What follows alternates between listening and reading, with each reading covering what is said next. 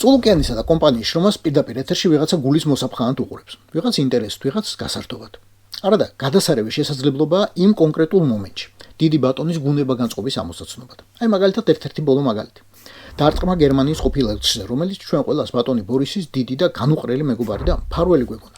მეცაც გეტყვით, ხმები დადიოდა, ხმები. რომ ეს პატიოსანი კაცი გორის კრიპტოქარხნის მეწილედ აქციეს. ოღონდ მისი მეცადინეობით გერმანიის მთავრობის მხარდაჭერა ჰქონდათ, გარანტირებულიც ჰქონდათ. თავის დროზე იმასაც ამბობდნენ და ამბობდნენ კი არა ამაზე გერმანული მედიაც კი წერდა, რომ ჰუბერტ knirschis მეუღლე ბატონ ბორის დასაქმებული ყავდა თავის უნივერსიტეტში ქუთაისში და კარგად გასამრჯელოსაც უხდიდა.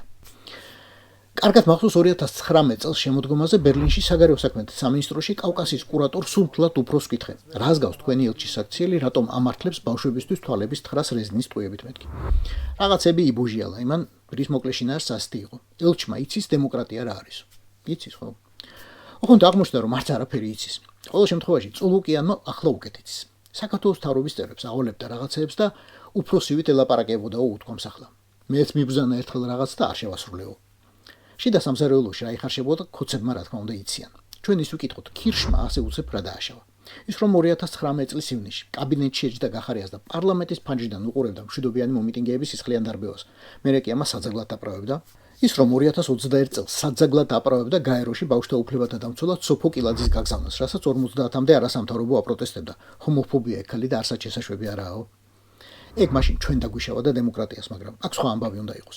knirschი როგორც ჩანს, მთელი თავისი წონისა და კავშირების მიუხედავად ვეღარ კაჩავს ბატონი ბორისის გათეთრებას ვერც ზოგადად დასავლეთში და ვერც კონკრეტულად გერმანიაში.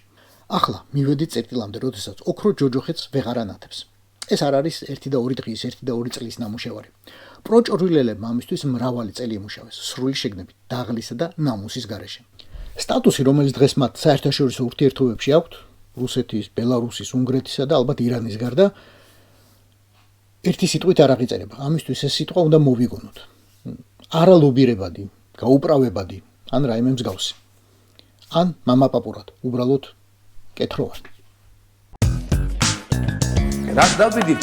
იმაზეც ვაკეთებ და იმაზე მოკლედ დროში. შეიძლება მართლაც ევროპაც გავავლის. Поздравляю весь личный состав. კარგი მანევრია ძალიან. Я помню, очень гадаться надо.